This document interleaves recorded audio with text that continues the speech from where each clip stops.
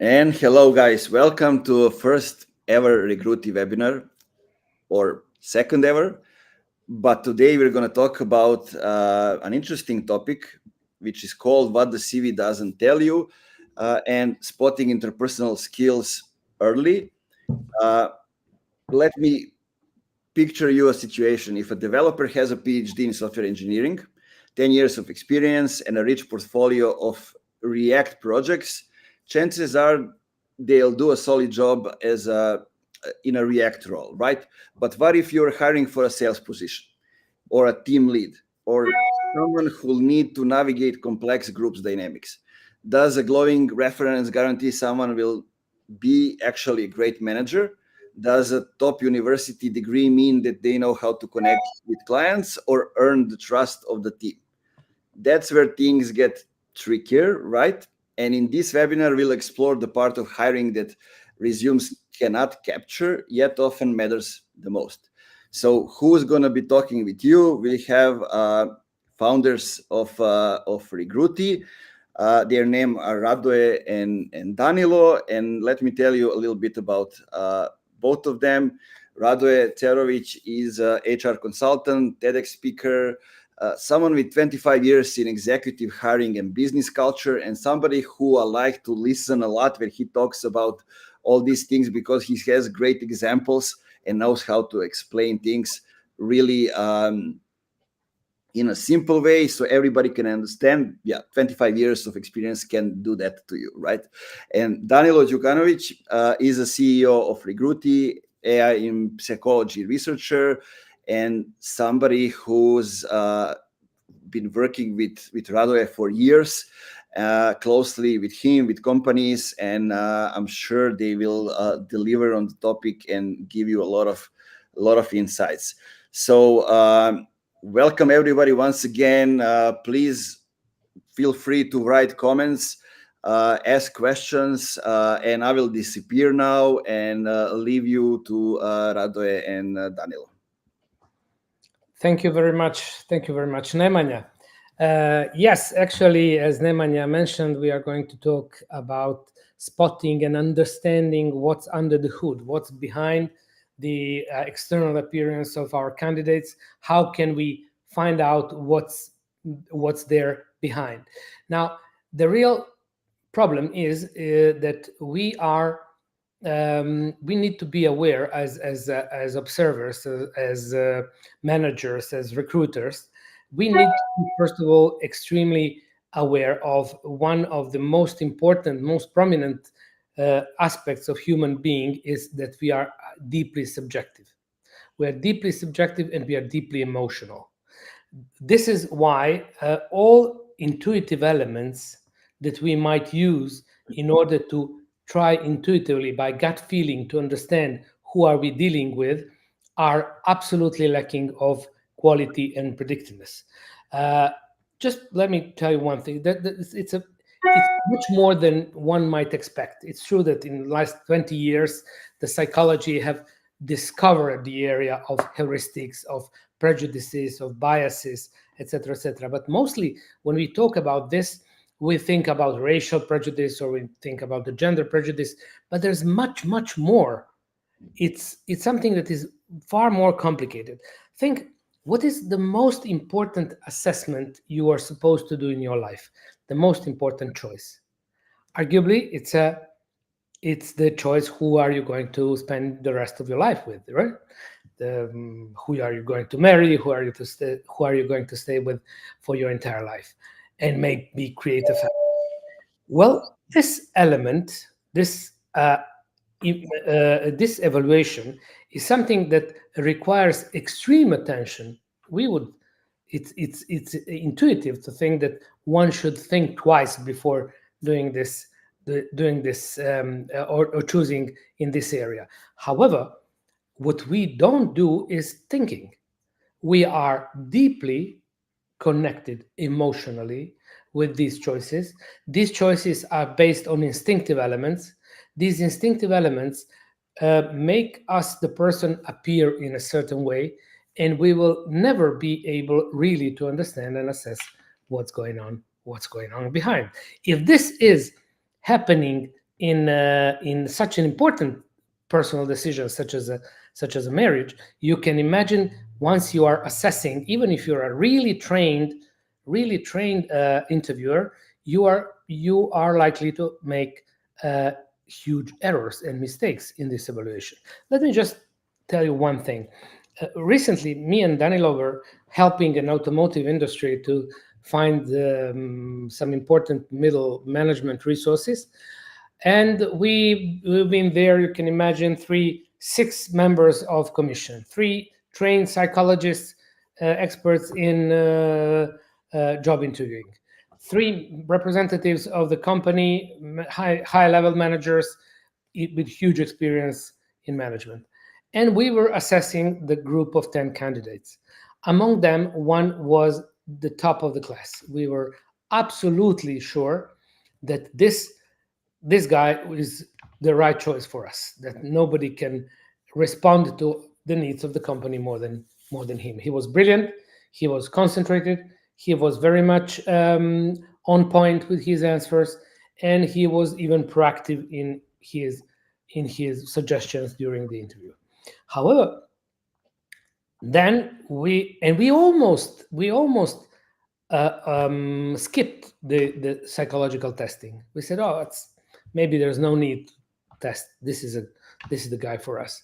And then what we've done is, yes, we've done this psychological testing with Recrewty, and we opened his personality profile, and we've seen that his neuroticism was extremely high. One of the 5 characteristics of Big 5 model of personality is neuroticism, extremely important. And this, unlike every other aspect, the neuroticism was extremely high. So we said, well, let's do some background checks, because it's impossible that such a high neuroticism is invisible and never appears, never gets noticed in his communication and his career.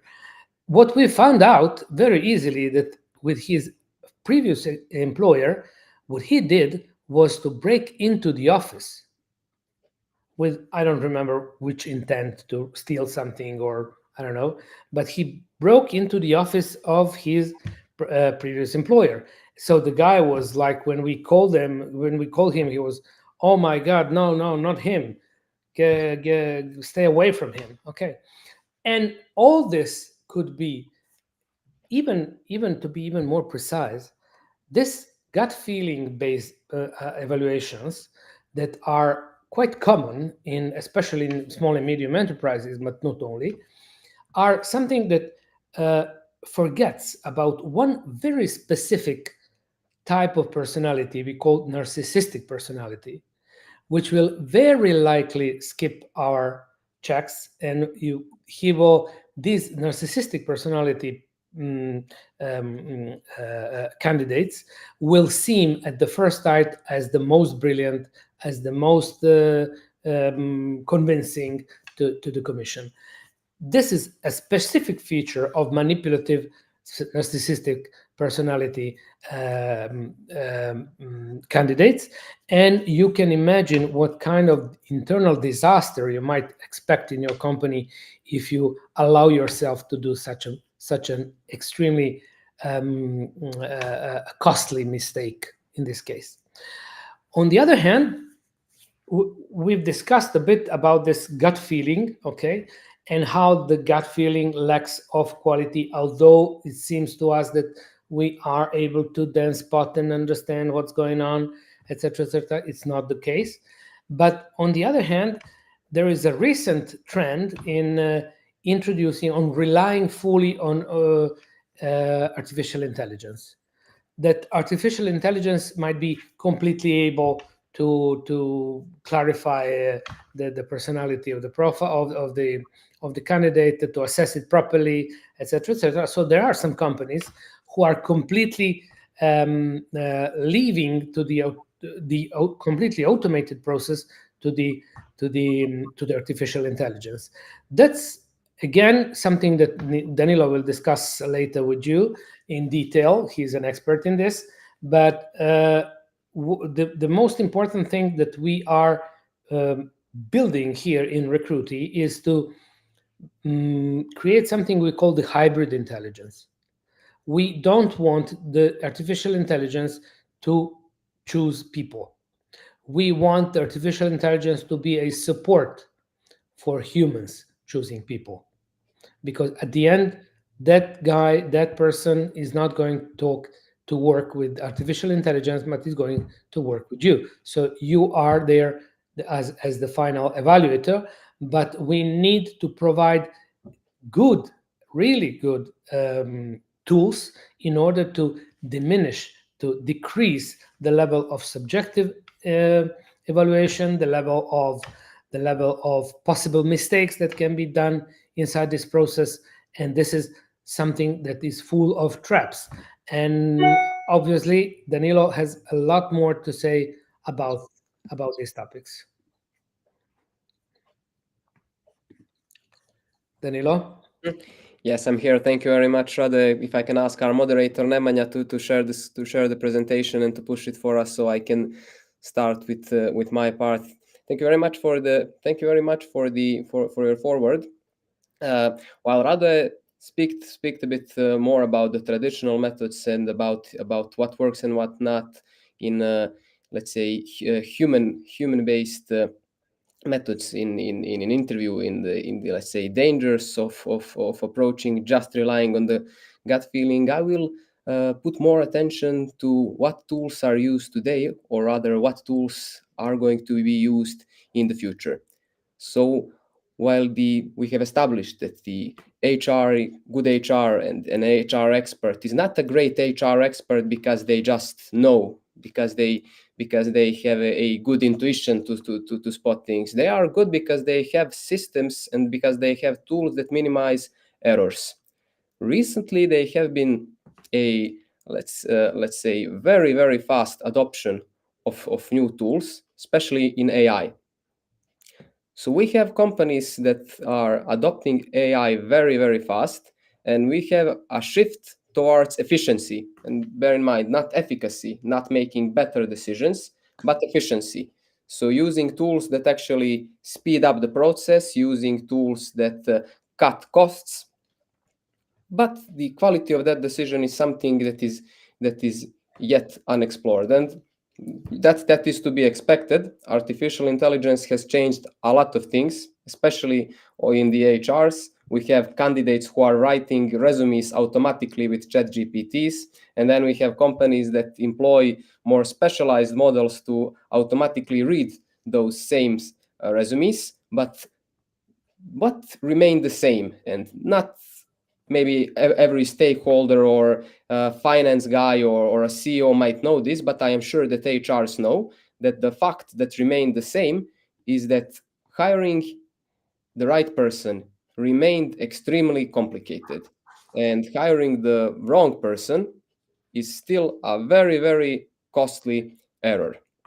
Luckily, there is a really good academia and industry collaboration in this area. There is an entire science behind what methods is bringing you the better decision, what method is minimizing an error. There is around almost now 100 years of research and meta-analysis that tells you, depending on what you use, what is the probability that you are gonna have a decision that is more reliable, that is more valid. Turns out that industry standard reading resumes is one of the worst ways to select candidates. That's not new with ChatGPT. Throughout the years, you can have your cousin write your resume, you can have an expert write your a resume. So all in all, it's a very limited data source. On the other hand, what Rade mentioned through examples, and I can share the data here, unstructured interview, so relying on the gut feeling, relying on just chatting with the candidates and estimating what kind of a person they are, is actually also not better a lot than reading resumes. If you do a very good job, and not better a lot than relying on horoscope and astrology. Yes, the zodiac signs. Almost the same probability to get it right. with resumes. But yes, when on the other hand, if you are structured, if you are very good at interviewing, then it's a different story. The chances get drastically improved that you're gonna hire the right candidate. And what has been an, so to say, an industry standard, a golden standard of predictivity, is the so-called psychometric testing. However, you do not have that data with artificial intelligence. The reason being that the AI has been developed and deployed so quickly that the science didn't actually get to validate which kind of decisions the AI is making. Is it making better decisions than the HR experts who do structured interviews? Is it better than psychometric tests? Those are the kind of questions that we tackle at Recrewty, not only by deploying this in practice, but with scientific research. And I'll try to share my, or rather ours, 5 cents on this topic. So we'll go through the, let's say, 4 main AI methods in determining candidate traits, in determining what kind of persons are they, what are their soft skills, what are their personality traits. So firstly, you have a digital footprint. We can discuss that later. I think I chatted a bit with some of you watching today about this. So some of you know what's coming regarding this. Then you have the AI reading CVs. You have the famous chatbot interviewer and the more advanced video interviewers. But to actually go through this, to share what works here, I will have to take a step back, or rather a couple of years back, and go back where this all began. And this all started with Donald Trump. In his first presidential elections, so not this one, was the one before, he had employed the consultants from the famous Cambridge Analytica to help him during his campaign elections. So what they actually did, they were able to use AI psychometrics to basically, arguably, bring him a victory in a certain part of voters who are, let's say, leaning towards the middle or to the right. What they did is they deployed the Cambridge Analytica company that was able, in collaboration with Facebook, through seemingly benevolent Facebook quizzes, virtually establish the psychological patterns and personality traits of the entire American population. How they did it? Certain percentages of the population would do psychometric testing. They would do that just because of the fun, just to get the reports, just to get what their profile is. And then you would have those boxes to agree with the terms and conditions that we tick on a daily basis. That had in it a item that told them that by ticking that and getting their results, they are agreeing that Cambridge Analytica and Facebook analyzes their entire digital footprint. So likes, comments, searches, etc. That is already morally gray. But the worst part was that back then they had that item that they also agreed that Facebook can assess digital footprints of their friends, so the persons who they have in their Facebook groups that they are friend to. So if, for example, Radoje did a psychological test and wanted to have his report, he would give Facebook in my name the compliance to analyze my data. By connecting the digital footprint with the subpopulation that did the test, they were able to virtually assess everybody. And then they were able to make hyper-targeted messaging campaigns based on those profiles for the population. So, for example, if somebody had a high openness to experience, that means somebody is very curious, likes change, likes dynamics, they would be targeted with messages that if they vote for the certain candidate, the election candidate, the changes will happen. On the other hand, if someone was high in neuroticism, they would be messaged with commercials that if they do not vote for this candidate, something terrible will happen. There will be a war, there will be an economic recession, etc., etc. You can also try this for yourself. So not a lot of people know this, but you have the right to download your entire digital footprint from LinkedIn or from Facebook. The only thing you need to do is to visit the settings in your profile. Then in the account, where in the settings in the data privacy, you have an option to get a copy of your data. And if you request that copy, LinkedIn is obliged to message you with the zip with all of the information in the next day or two. It depends. So out of curiosity, I did this for myself. You can try this for free. You need to go to Apply Magic Sauce from the University of Cambridge, and then you can upload the zip and you will see your data. This is not only fun, but this is perhaps a option or a future, somewhat dystopian future, where we just analyze the digital footprint and Instagram behavior and LinkedIn behavior of our candidates, and we have a short list of who fits our team and not. Well, while this model was very good at getting you to become the president of United States, chances are we are not going to use it soon for our selections. This is this discrepancy between my profile, actually my personality profile, my actual traits, and what is determined based on my LinkedIn profile. Well, unsurprisingly, LinkedIn makes me seem like a lot better and a lot more interesting person than I really am. But if this doesn't convince you, based on my LinkedIn profile, this AI model based on the digital footprint concluded that I'm a 40-year-old woman. Maybe because of the HR profession and psychology, but who knows where that bias comes from. So in individual cases, these methods can be extremely off. On the other hand, if you are using any models for resume screenings, while artificial intelligence is very good at summarizing that data, reading the resumes for you, if you want to go beyond the resume, so if you want to assess what kind of the person candidate is, if you ask the AI to infer, to conclude about candidate characteristics based on just the resumes, not only their technical skills and experience, you also won't get too happy with the results. Again, as you can see here, like my LinkedIn profile, my resume is making me seem like a better person than I really am. But we've gone through the first two methods. Let's go into a more specialized, into a more advanced methods here.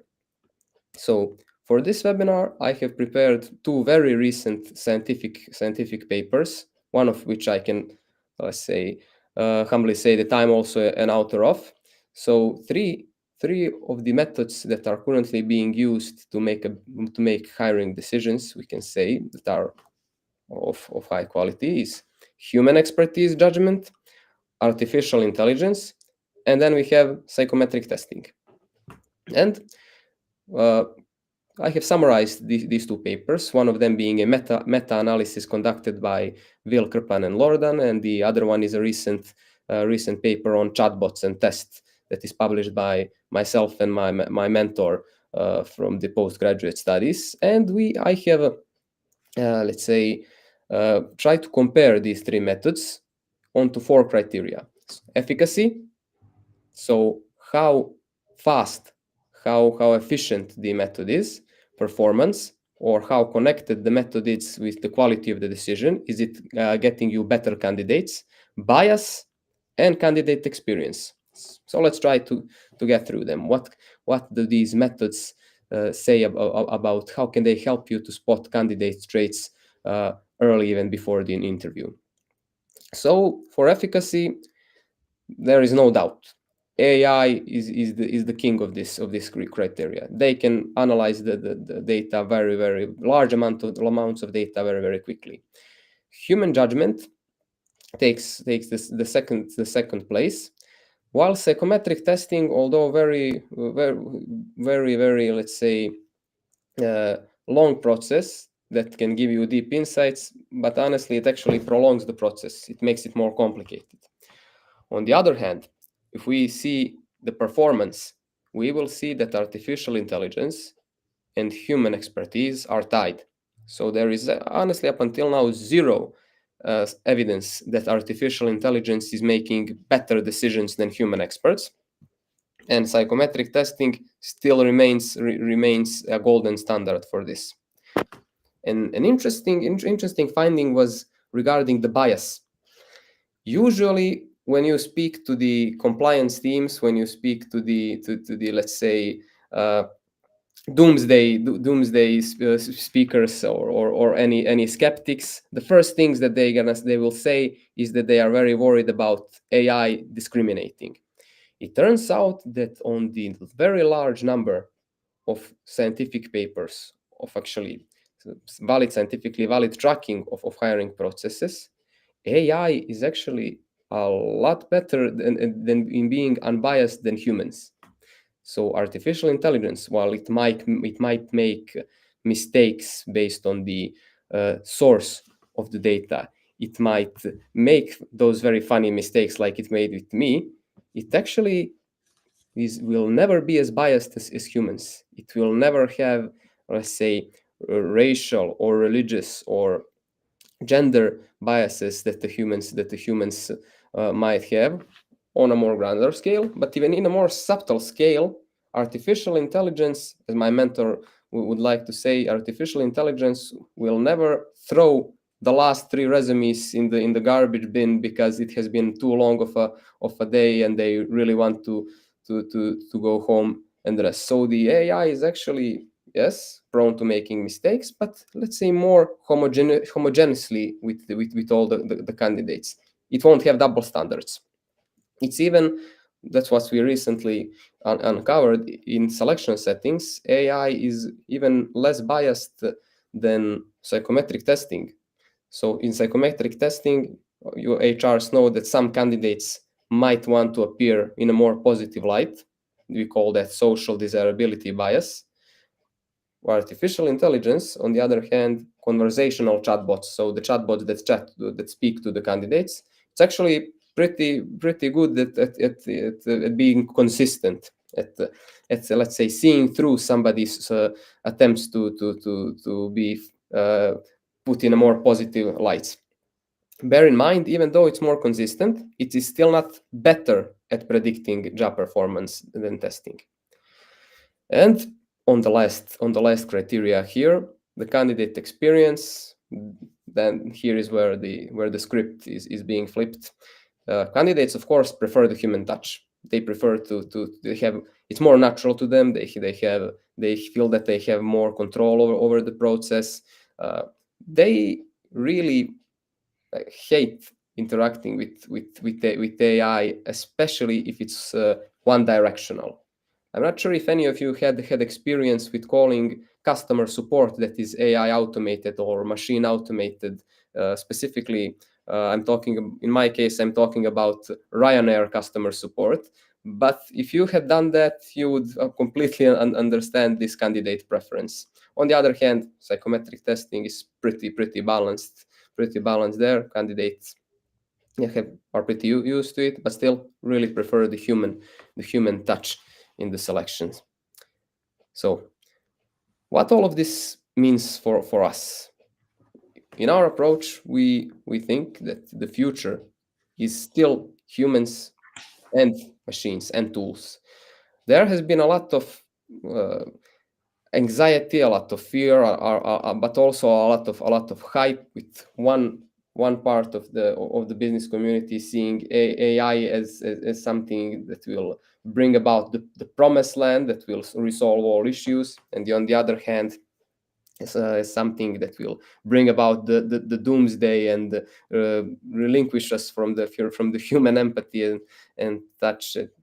Honestly, it's neither of those two. Yeah, at least I believe that AI is gonna be used as one of the tools, and as this has been quoted quoted in a lot of several other areas of expertise, AI won't replace HRs, but the HRs who use AI and other tools cleverly will replace all the other HRs. So it's about finding your own balance of human touch, of traditional methods and AI.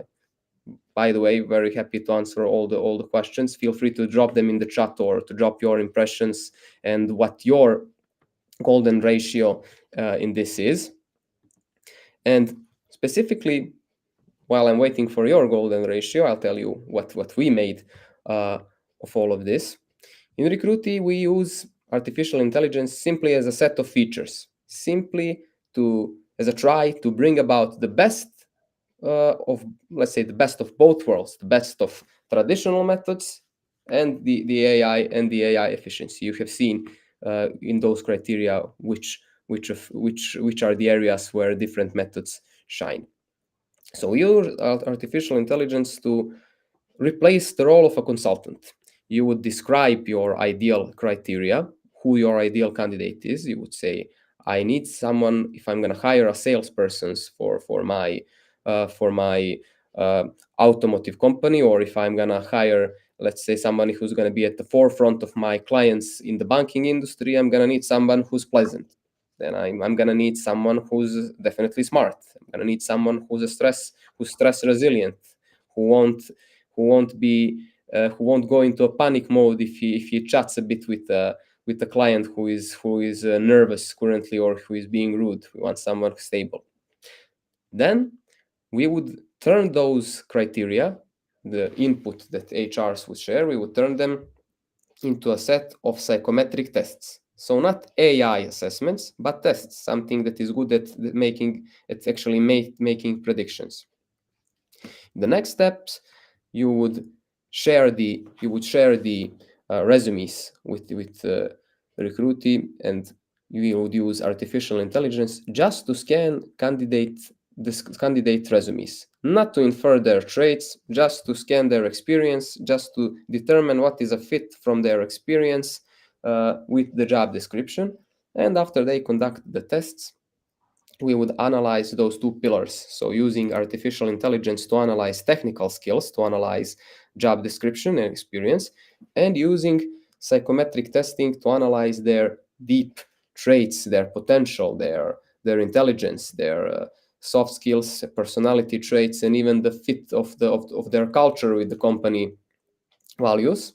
And we would do that in order to help companies to do the following. In order to help them to select 5 candidates out of hundreds. Because, and HR experts will probably agree, it will be a very rare case that you have a candidate who is both a star with experience and who's a star with personality and potential. There are going to be very, very few of them, and those are the people you want to hire.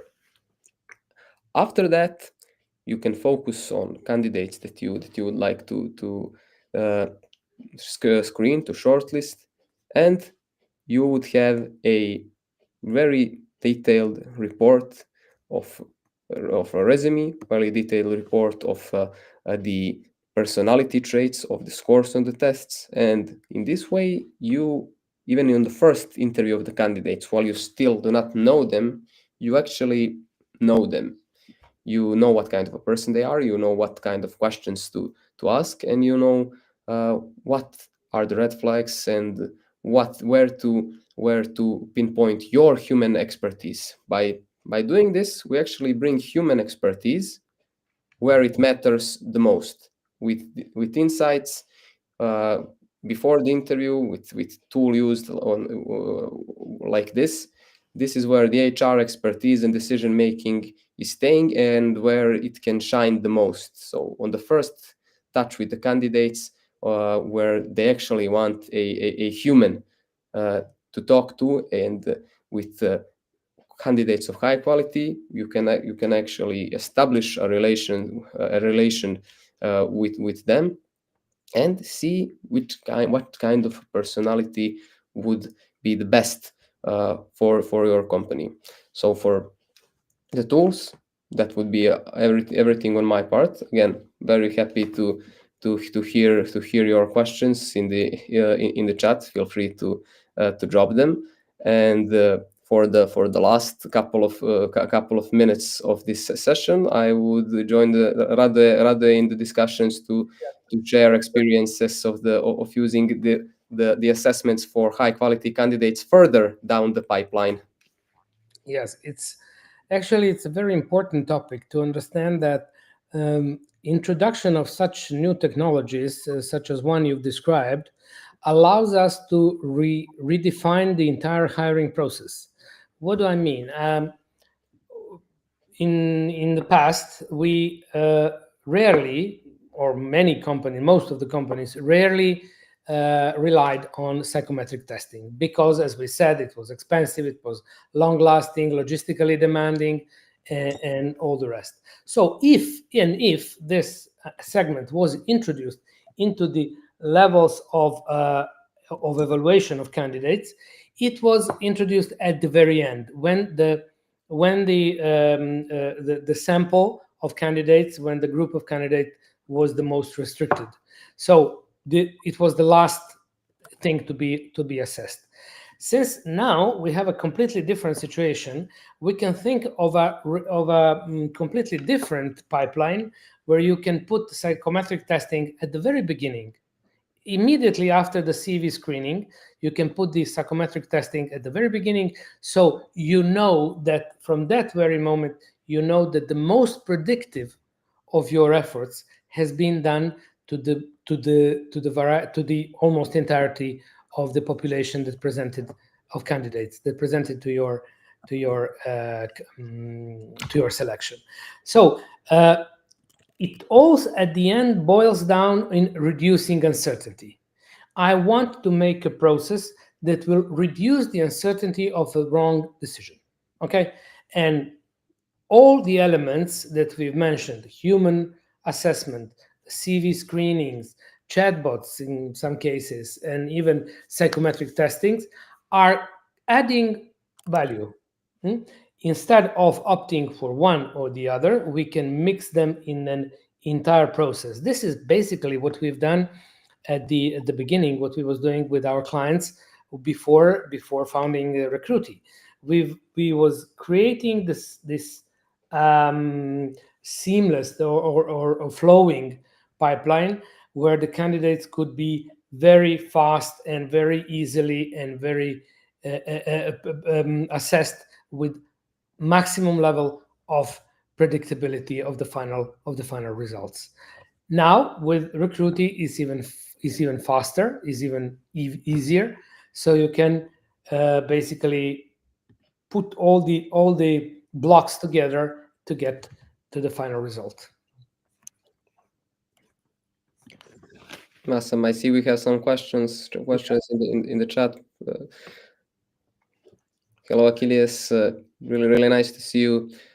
Yes, actually, it can work with a range of tests, from not only limited to personality traits, but on intelligence, like cognitive abilities tests, which I failed to mention that even though the most tiresome tests, they are the most powerful. So IQs, soft skills such as leadership, such as time management, teamwork, basically a lot of criteria that are relevant into a business setting that can be used in assessments. So basically, allow me just to add something more to Achilles. Basically, it is the recruiter or the HR manager who decides which criteria he will apply to that position. So it's highly customizable. You will anyway get the Big Five profile, which is an important insight. But nevertheless, for all the criteria that you've chosen at the beginning, you will have a precise evaluation of how this candidate performs on this criteria. Plus, adding this intelligence or cognitive abilities that Danilo said is highly to duplicate, to bring 100% more the predictability and the quality of the assessment. Now to kick things off while we wait for more interaction and questions. I also saw some people join here that are from our clients using Recrewty. So to share some insights with them on what we have been doing with shortlisted candidates in our experience. So once that you have 5 to 10 top performers, how can you, based on their soft skills, based on their abilities, how can you determine who should be the ideal employee out of 10 of them? As Radoje mentioned, we used to have a pipeline. I can see Achilles mentioning leadership development and assessment centers, which is actually brings me to the point that I wanted to share. So in the first stage of the pipeline, when we already shortlisted 10 candidates out of 100, let's say, we, even before an interview, we would have a middle stage. What we used to do is sit down together with the human resource director and usually a talent lead recruiter. So usually there were 4 of us, and we would sit together and gather those 10 candidates, those 10 top performers in one room. And that then would begin the next stage of the selection process. We would use something that is a very, very famous industry standard in not only selections but learning and development, assessments, etc. And that is some variation of the desert air crash trial. For those who are not familiar with it, desert air crash trial is an exercise where a group would receive a certain scenario. That scenario goes as follows: you are put in a bad situation. Sometimes it's a plane that crashed. Sometimes it's being lost in a desert. Sometimes it's being stuck on a deserted island because boat crashed. But either way, you're in a bad situation. You have certain step of actions you need to take, and you need to rank them from 1 to 10. The group needs to reach a consensus. So the group needs to align. And to align, the group will have 20 minutes to discuss. So we're here not assessing the skills of survival of the candidates. Actually, the first time where I went through this assessment, I unfortunately took my group into a certain doom. We are actually assessing their behavior there. So we would give them 20 minutes to interact and to reach a consensus. And before that, we would set 4 or 5 criteria that we are tracking. Let's say we recently, example, we have been helping our clients like that to select a manager. So we tracked assertiveness, we tracked leadership, we tracked critical thinking, and rather if there's a fourth, it can come from the top of my mind, but at this time maybe it's irrelevant. I think the leadership intentions, leadership. No, that's I mentioned that one, but anyways, 4 criteria to 5, and all of us 4. So Radoje, myself, sometimes a third colleague, and the internal team would give, based on their interactions, based on our observations, would give those candidates the marks from 1 to 10. At the very end, once that they have concluded with the trial, there will be some candidates that will not speak even one word. There will be some candidates that will get very nervous. Radoje has some great anecdotes regarding that. Some candidates becoming too nervous. So if you see someone very tall when you conducting this exercise, perhaps you can have a bodyguard if you're an HR together in the office with you. And we are talking about the selection where a really high-ranking banking official was to be selected. they started arguing. At one point, I had to intervene and to block them from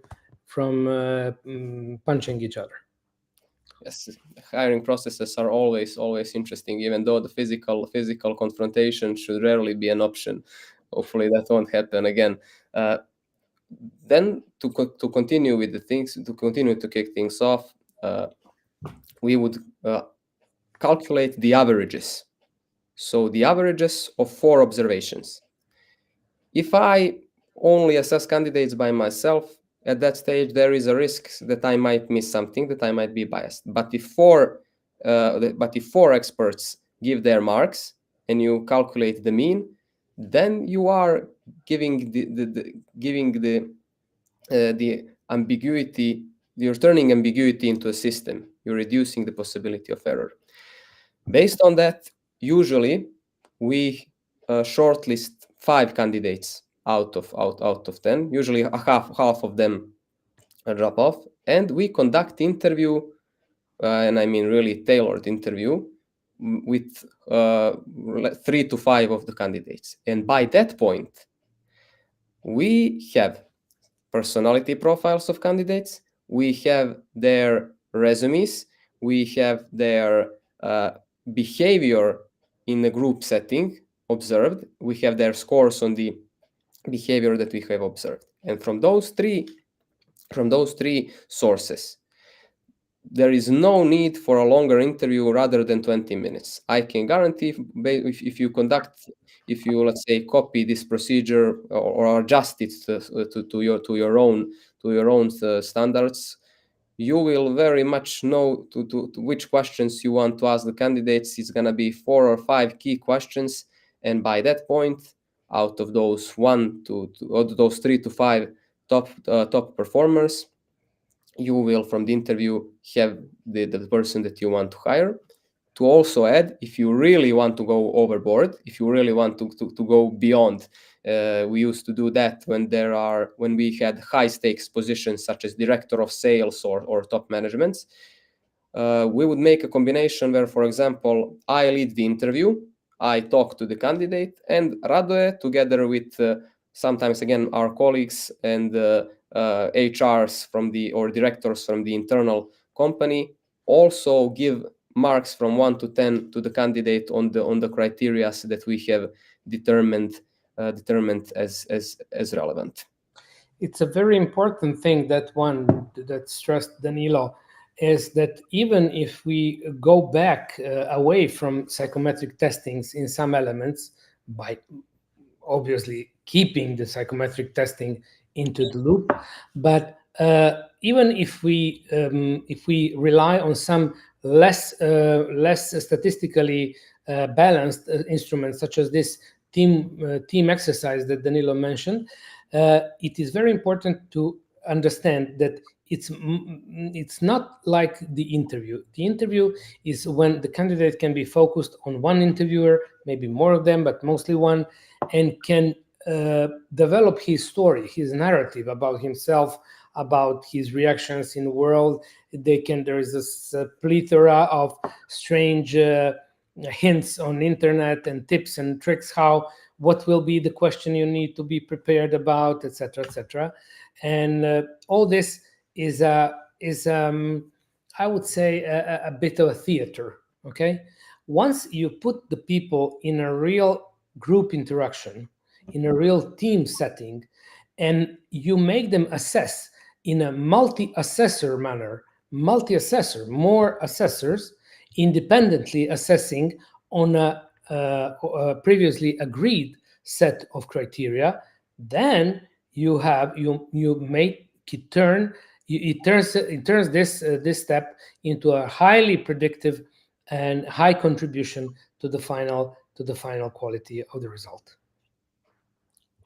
Awesome, thank you again very much, Radoje. To conclude things off for the last 8 to 10 minutes, I believe so. Again, excited to hear your questions. If you're interested in finding out more about how Radoje broke up a fight with the top managers at one selection, or if you're interested more in any particular tool, just drop us a chat here.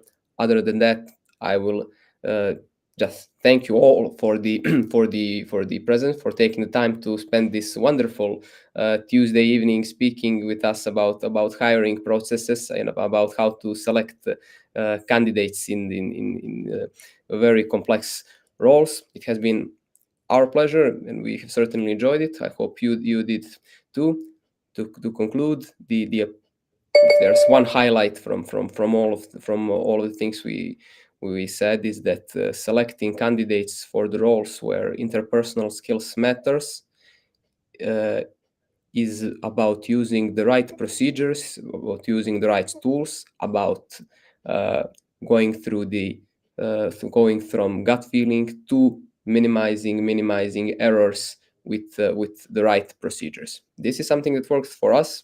Happy to hear what worked from you. Again, thank you for everyone present. Thank you, Kilis. Thank you very much from my side. It was a real pleasure, and I hope to see you soon and discuss these topics in some further settings. We'll stay for 5 minutes more in case there are more questions, but in case there aren't, we wish you all a pleasant evening, and feel free to drop us a DM for LinkedIn if you want to chat more with us, or if anything you hear interested you more to hear on one-on-one sessions. Radoje and I are more than happy to chat and book a call.